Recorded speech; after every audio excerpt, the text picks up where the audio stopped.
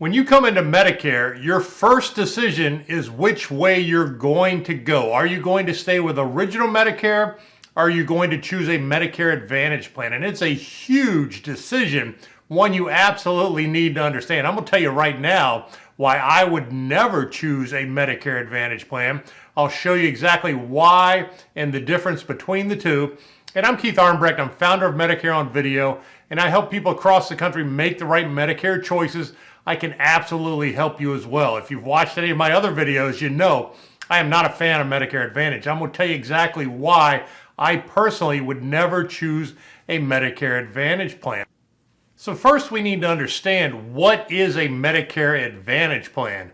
And it really should be called Medicare Managed Care because that's exactly what it is. So if you choose a Medicare Advantage plan, and these are all the TV commercials that you see, especially at the end of the year during Medicare's open enrollment plan, primarily all Medicare Advantage plans. So what a Medicare Advantage plan is if you choose to go onto a Medicare Advantage plan, it takes you off of original Medicare and puts you into a private insurance carrier's managed care plan. Now, how does that work and why does the cost not reflect that to you? Medicare actually pays a managed care plan to take responsibility of all your medical claims. So they pay, it's generally upwards of about $1,000 a month per member to the Medicare Advantage company to take your claim responsibility away from Medicare. So good for Medicare and good for the Medicare Advantage company because they want as many as possible. That's why you see so many commercials and why they sell so hard, because for each member that they get a significant monthly premium that goes along with it. So when you go into a Medicare Advantage plan, and again, it ought to be called managed care. It used to be called, in the old days, an HMO, Health Maintenance Organization, which you don't hear that term that much anymore, but that is essentially what most of these plans are. And it takes the decision making away from Medicare to the Medicare Advantage company. So my experience with managed care plans, in my younger days, I actually worked for 4 different managed care companies. I was an account executive and I did managed care sales primarily to large employers. So if you worked for a large employer, your group health plan was typically an HMO, and you may have had some other options, but that was typically what your primary choice was at a large employer. And I was the one that would go in every year and explain the benefits and tell them how much their costs have increased and their benefits decreased. It really was a miserable job. It was not enjoyable. I happened to be good at it, which worked out okay, but it just was not something that was in a place of feel good. So I have made the transition since then, about 10 years ago, into Medicare. Medicare is absolutely a feel-good position, and it's very enjoyable when you do it correctly because it does exactly what it's supposed to do.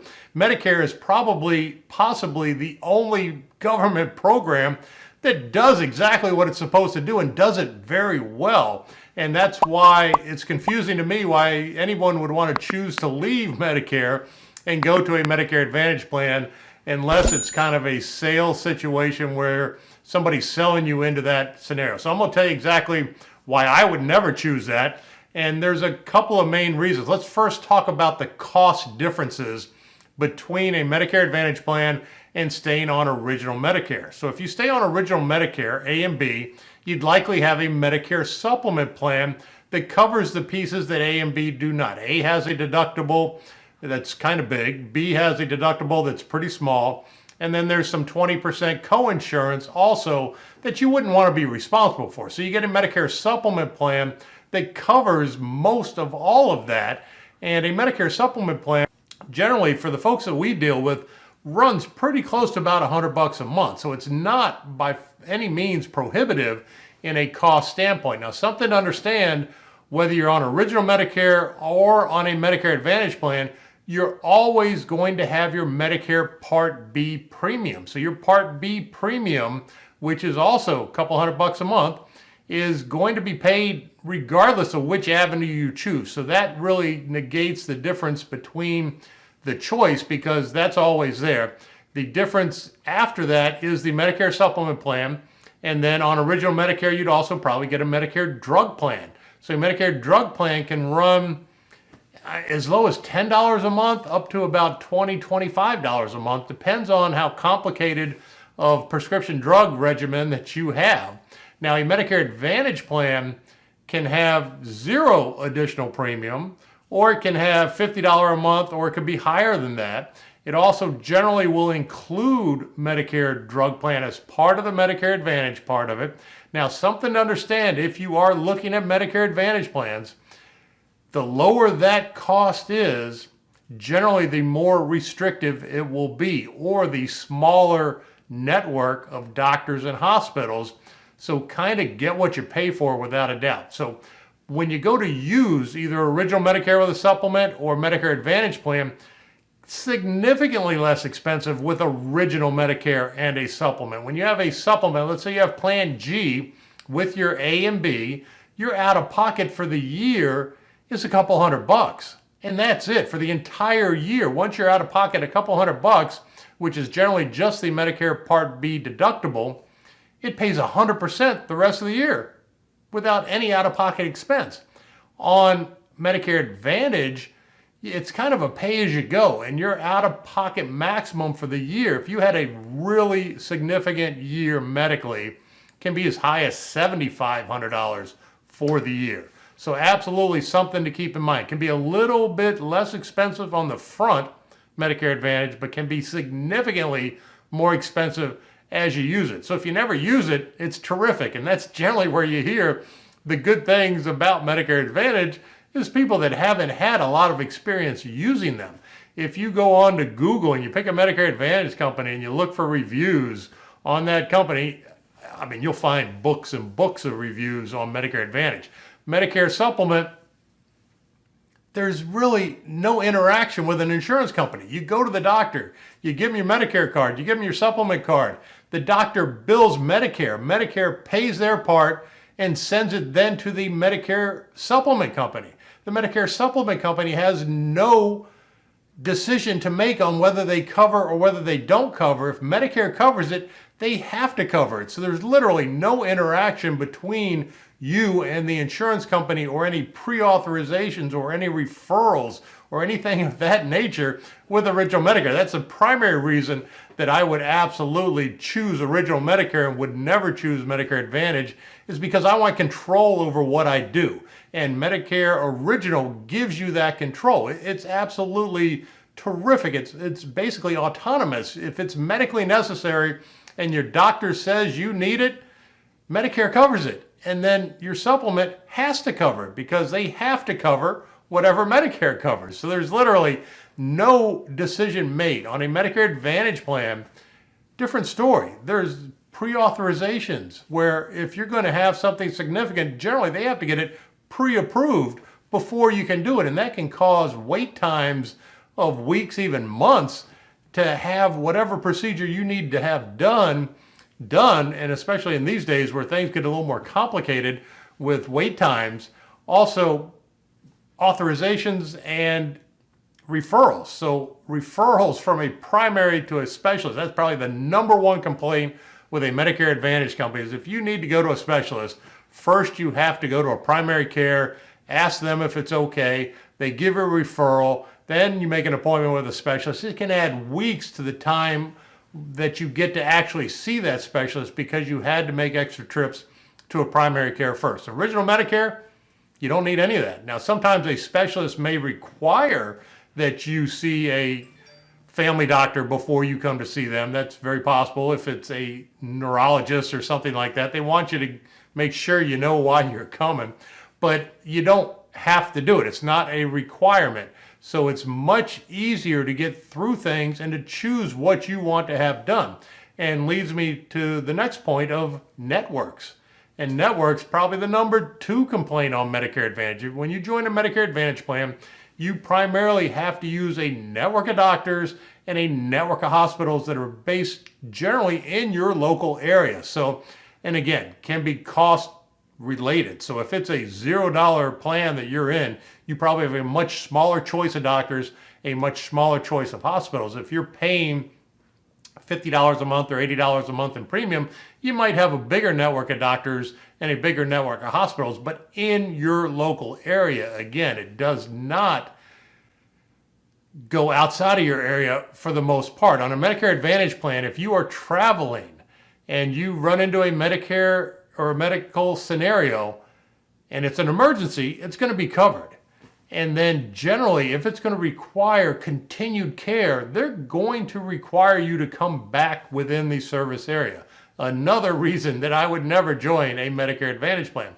With original Medicare, you can go to any doctor, any hospital, anywhere in the country, any 50 states that accepts Medicare without asking if it's okay to go. So if you want to choose to go to a specialist for your very unique situation in New York or in California or in Nevada, you simply make the appointment and do it. You don't have to get authorization. On a Medicare Advantage plan, you cannot do that.